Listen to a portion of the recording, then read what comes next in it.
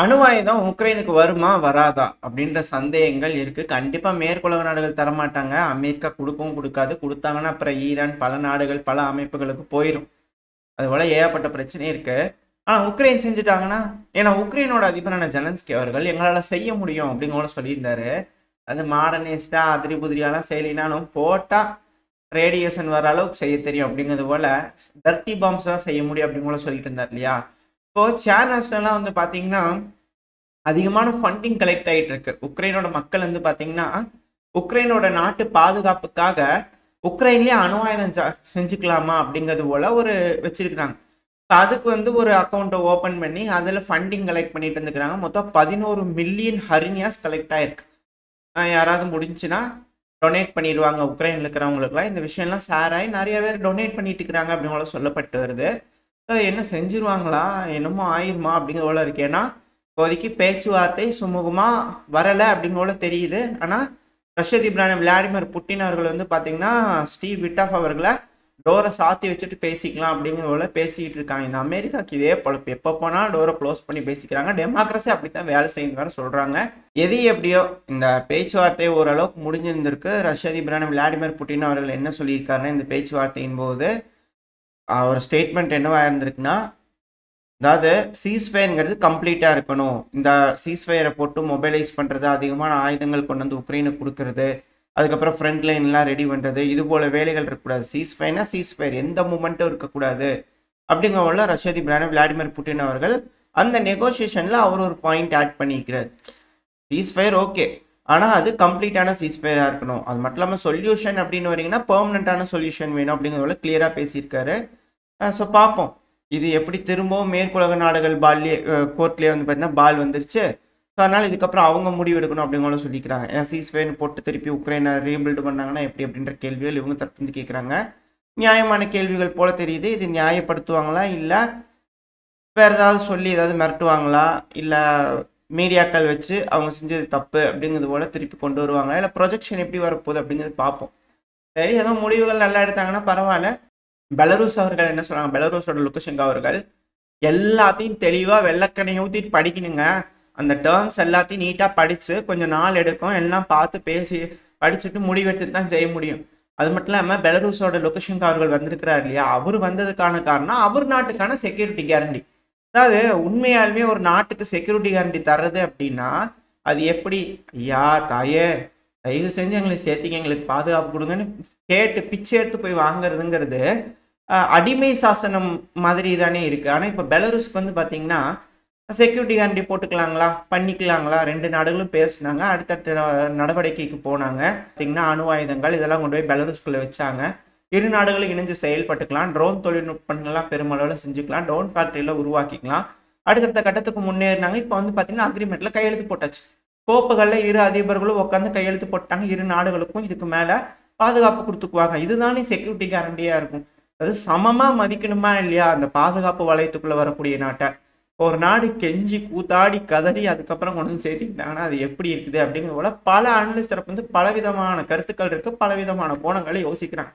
எது எப்படியோ ரஷ்யா தெளிவாக இருக்காங்க. அதாவது தெளிவாக பேசலாம், கொஞ்சம் நாள் எடுத்து கூட பேசலாம், ஒரு தடவைக்கு 2-3 தடவை கூட யோசிச்சு பேசலாம், பேசுறது பிரச்சனை கிடையாது. ஆனால் அது நிரந்தரமான முடிவை கொடுக்கணும் அப்படிங்கிறதோட அவங்க தரப்பு இருந்திருக்காங்க. ஆனால் ஸ்டீவ் விட்டாஃப் அவர்கள் ரஷ்யாவுக்கு போய் இறங்குறதுக்கு முன்னாடியே ட்ரம்ப் அவர்கள் மிரட்டி தான் விட்டார். அது ஃபினான்ஷியலி ரஷ்யாவை மோசமான நிலைமைக்கு பண்ண முடியும் அப்படிங்கிற செஞ்சுருந்தாங்க. அது செஞ்சிடலாம், அதுக்கப்புறம் நாங்கள் டாலரே யூஸ் பண்ண மாட்டோம் அப்படிங்கிற போயிட்டாங்கன்னா அமெரிக்கா மோசமான நிலைமைக்கு தள்ளப்பட்டுருமே அப்படிங்கிற சில யோசனைகள் பல அனலிஸ்டுக்குள்ளேயே இருக்குது. ஏன்னா அவங்க தான் டாலர் பவர் பற்றி ட்ரம்ப் அவர்கள் தான் போய் ரஷ்யாகிட்ட பேசினாங்க. ரஷ்யா இனிஷியேட்டே பண்ணல, அவங்களுக்கு பிரச்சனையாக இருக்கனால தான் போனாங்க. அது மட்டும் இல்லாமல் எல்லா நாட்டையும் உருட்டி மிரட்டிட்டு இருந்தாங்கன்னா என்ன பண்ண முடியும், ஒன்றும் பண்ண முடியாது இல்லையா? ஸோ இது போல் அது மட்டும் இல்லாமல் பாருங்கள், இயூலாம் ரிட்டாலியேட்டரி டேரிஃப் போட்டதுனால இப்போ ட்ரம்ப் அவர்கள் 200% போட்டுறேன் அப்படிங்கிறார். போட்டாங்கன்னா 2,00,000% அங்கேருந்து போடுவாங்க. அது மாதிரி போட்டால் அதுக்கு ஏற்ற மாதிரி வந்துடும் இல்லையா? ஸோ இவங்களுக்குள்ளே அடிச்சுக்கிட்டு இருக்கிறாங்க. அது என்ன பின்பத்துக்காகவா இல்லை எதுக்காக அப்படிங்கிறது தெரியல. அது மட்டும் இல்லாமல் அமெரிக்காவில் வந்து பார்த்தீங்கன்னா அந்த டாஜ் எலான் மஸ்க் அவர்கள் அவர் மேலே வெறுப்புகள் அதிகமாகிட்டே இருக்குது. ஸோ அமெரிக்காவும் சிக்கலில் இருக்குது, யூரோப்பியன் யூனியனும் சிக்கலில் இருக்குது. இந்த சமயத்தில் ரஷ்யா இந்த சீஸ்ஃபயருக்கு ஒத்துக்கலைன்னா என்ன செய்வாங்க, மொபைலைஸ் பண்ணி படையை திரட்டிட்டு கொண்டு வந்து உக்ரைன்ல வச்சு சண்டை பிடிச்சிட்டு இருப்பாங்களா அப்படின்ற கேள்விகள் வருது. இது போல ஏதாவது ஒரு சமயத்துல பெலருஸ்குள்ள எஸ்குபிஸ்கா ஏதாவது நடந்துச்சுன்னா அதுக்காக பெலருஸை இப்பவே கொண்டு வந்து ரஷ்யா வந்து பார்த்தீங்கன்னா செக்யூரிட்டி கேரண்டி அந்த வளையத்துக்குள்ள வந்து பார்த்தீங்கன்னா சேர்த்துக்கிட்டாங்க அப்படிங்கிறத நம்ம ரொம்ப நாளாவே பார்த்துக்கிட்டு இருக்கோம்.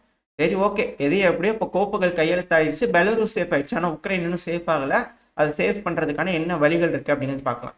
அது மட்டும் இல்லாமல் இப்போ களத்தில் வந்து பார்த்தீங்கன்னா அதிநவீனமான ஆயுதங்கள் இருதரப்புலையும் உருவாக்கிட்டு இருக்காங்க. அதுவும் உக்ரைன்லாம் வந்து பார்த்தீங்கன்னா இந்த சைனா வந்து ஒரு பலூன் விட்டுட்டு இருந்தாங்களே, அது கூட அமெரிக்கா கிட்ட போச்சு இல்லையா?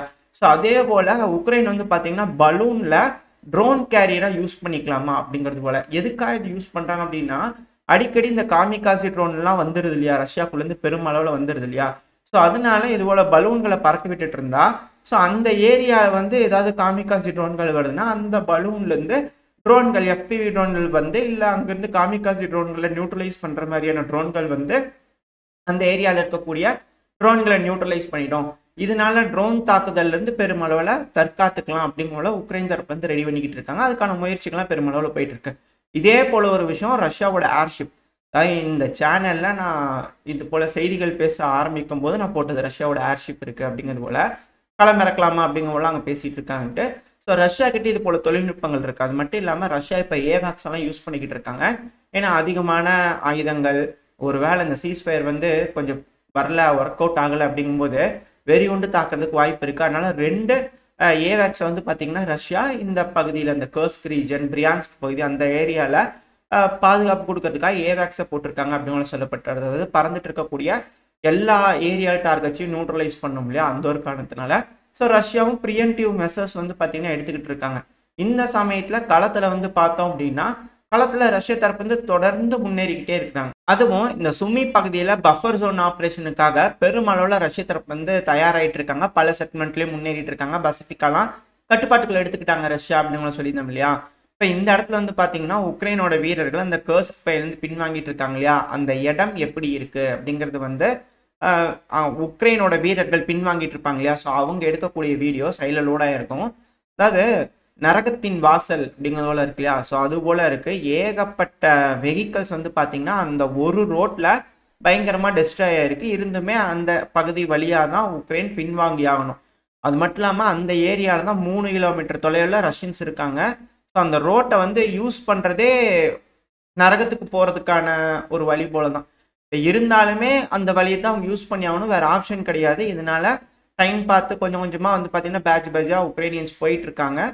முடிஞ்ச வரைக்கும் தப்பிச்சு போயிடலாம் அப்படிங்கிற பார்க்குறாங்க. அப்படி போனாலும் சுமியோட பின்புறத்தில் இருக்கிற இடங்கள்லாம் தாக்குதல் நடந்துகிட்டே இருக்கு. தொடர்ந்து ரஷ்யா இது போல தாக்குதல் பண்ணிட்டு இருக்காங்க. ஸோ களத்துலையும் பெருமளவில் உக்ரைனுக்கு உதவுற மாதிரி தெரியல.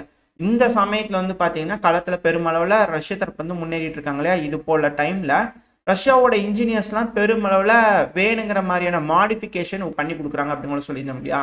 இதில் ரஷ்யா வந்து பார்த்தீங்கன்னா ரஷ்யன் இன்ஜினியர்ஸ் அது இன்னும் பெருமளவில் அப்ரூவ் ஆகி இண்டெக்ட் பண்ணதாலாம் சொல்லலை. பட் ஆனால் டெஸ்ட் பண்ணி பார்த்துருக்காங்க. இது போல் ஒரு விஷயத்தை யூஸ் பண்ணி பார்த்துருக்கதா சொல்லியிருக்கிறாங்க. என்னென்னா இந்த போர்ட்டபிள் லேசர் வெப்பன் வந்து பார்த்தீங்கன்னா ரஷ்ய தரப்பு வந்து யூஸ் பண்ணிக்கிட்டு இருக்காங்க. ஃப்ரண்ட் லைனில் சில பிரிகேட்ஸ் மட்டும் யூஸ் பண்ணுறாங்க. இன்னும் அப்ரூவலுக்குலாம் போல் அங்கே இருக்கக்கூடிய இன்ஜினியர்ஸ் ரெடி பண்ணியிருக்கிறாங்க போல் தெரியுது.